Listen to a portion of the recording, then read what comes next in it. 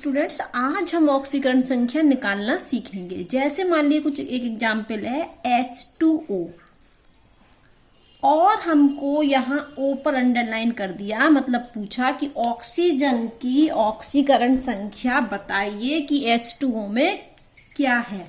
Oxygen की इस पर अंडरलाइन है, उसकी पूछी गई है। ठीक है, तो ऑक्सीजन की हमें ऑक्सीकरण संख्या ज्ञात करना है H2O में, तो हम निकालेंगे। कैसे निकालेंगे?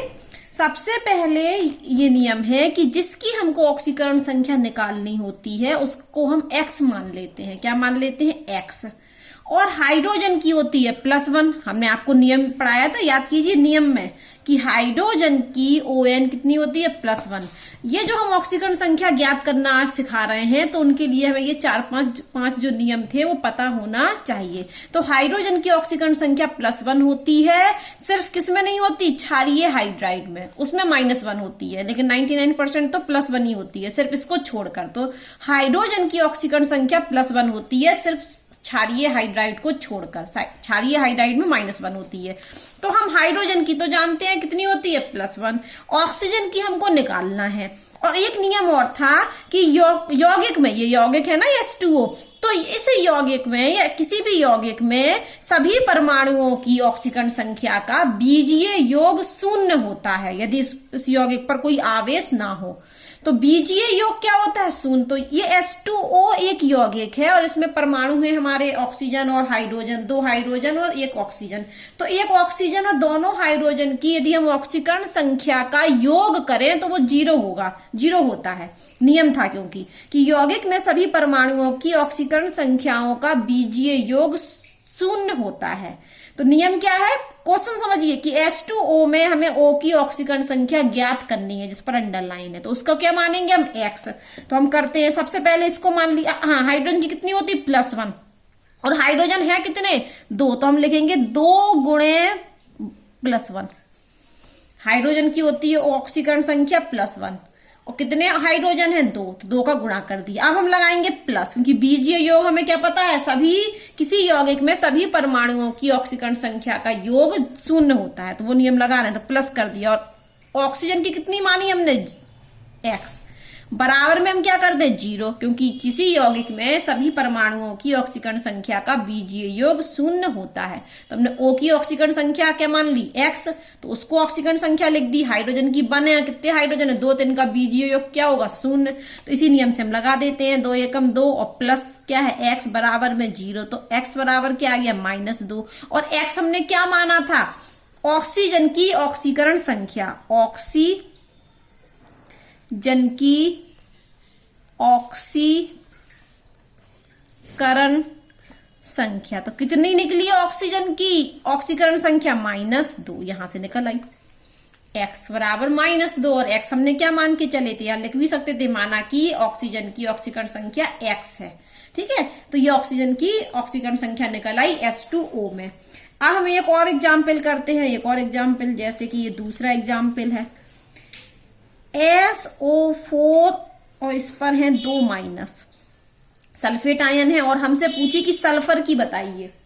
या तो वो लिख दें कि सल्फेट आयन में सल्फर की ऑक्सीकरण संख्या ज्ञात कीजिए, या वैसे क्वेश्चन में अंडरलाइन कर देते हैं जिसकी निकालनी होती है। तो नियम क्या है? जिसकी निकालनी है उसकी क्या माने हम? x। तो हमने इसकी क्या मान ली? x। अब प्लस में ऑक्सीजन कितने हैं? 4। अब आप ऑक्सीजन का भी हमने नियम पढ़ाया था कि ऑक्सीजन की कितनी होती है? ऑक्सीजन की ऑक्सीकरण संख्या -2 होती है। ऑक्सीजन की ऑक्सीकरण संख्या -2 होती है।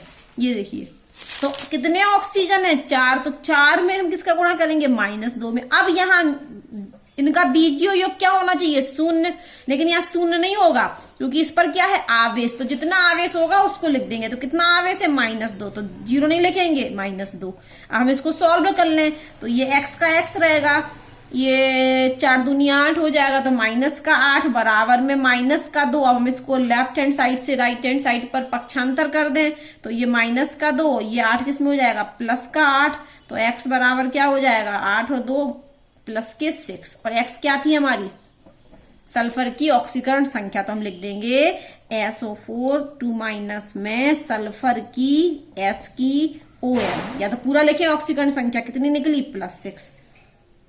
ठीक है, अब हम और करते हैं, एक और एग्जाम्पल करते हैं। कितने एग्जाम्पल होगा, अभी 2 हुए हैं, पहला, दूसरा और ये तीसरा। तीसरे में एक हमने एक यौगिक ले लिया अमोनियम सल्फेट। क्या ले लिया, अमोनियम सल्फेट।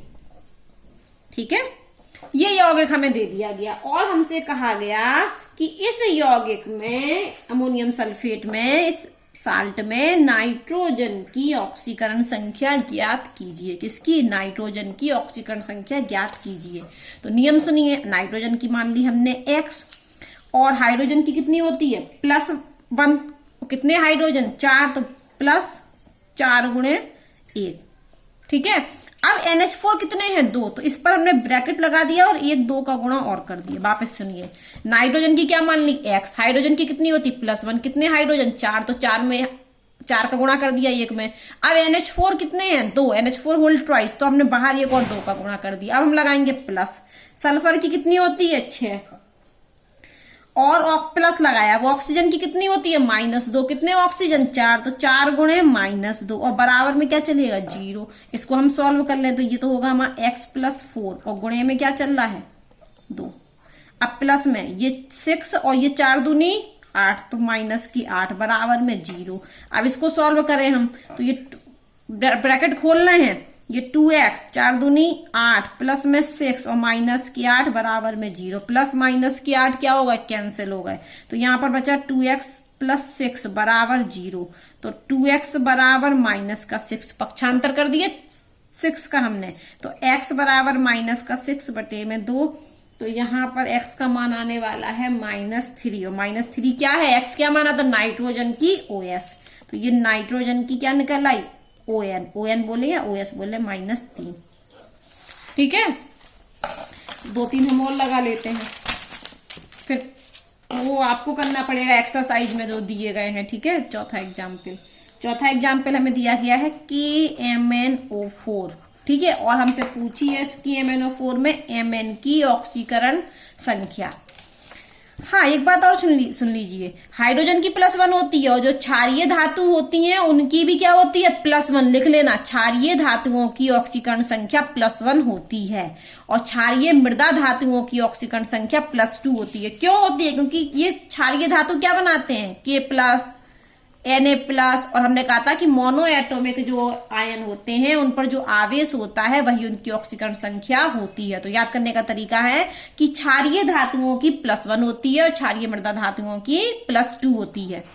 तो हमें ये K क्या है, क्षारीय धातु, तो इसकी क्या होगी, +1, तो +1 हो गई इसकी। Mn की हमने क्या की, मान ली, तो क्या मान लिया, x। ऑक्सीजन की कितनी होती, 2, तो 4 × 2 नहीं, -2 बराबर में 0। सॉल्व कर लीजिए तो ये 1, ये x, और 4 दूनी -8 बराबर में 0। तो यहाँ पर ये क्या हुआ, ये -8 और +1 है तो माइनस हो जाएगा 1, तो x -7 बराबर 0। तो x बराबर क्या आ गया, 7, और x मतलब क्या था, Mn की ऑक्सीकरण, मैग्नीज की ऑक्सीकरण संख्या ON कितनी निकल आई, +7।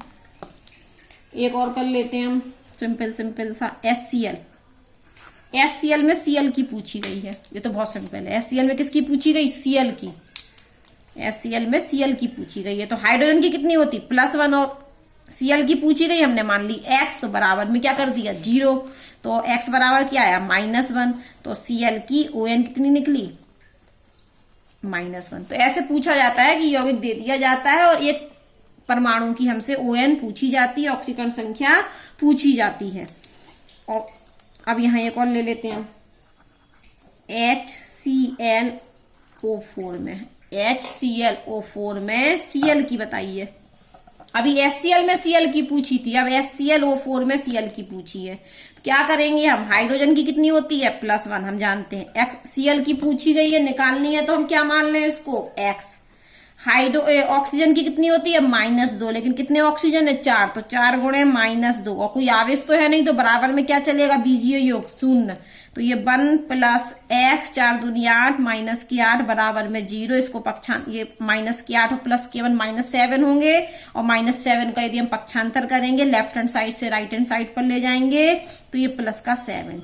तो यहाँ पर Cl की ON कितनी आई, +7। अब आप देखिए जरा, ये देखिए, यहाँ क्लोरीन की -1 थी और यहाँ पर क्लोरीन की +7 है, तो ये वेरिएशन हो जाता है।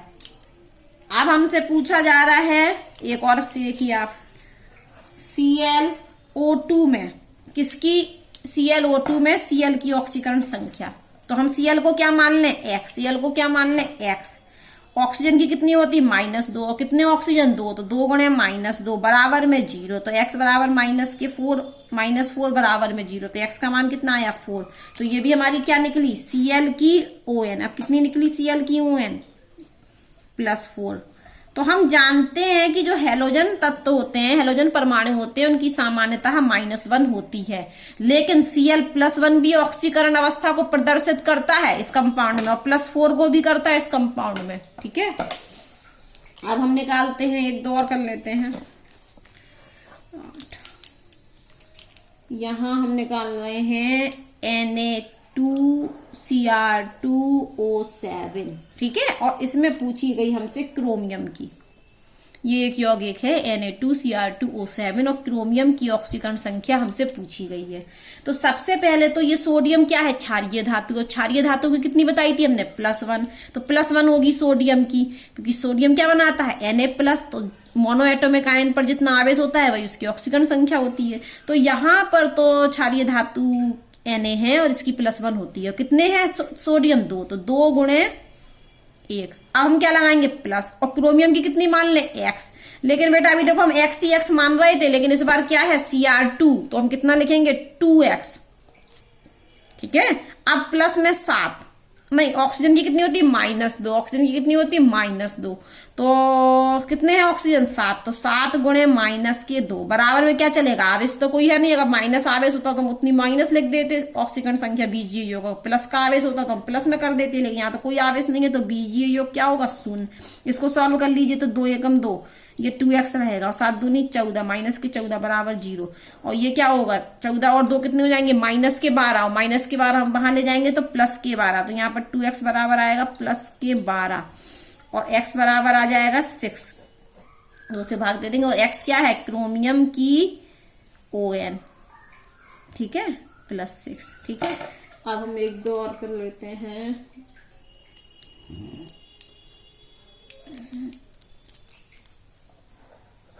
एक करते हैं हम HNO3 में N की।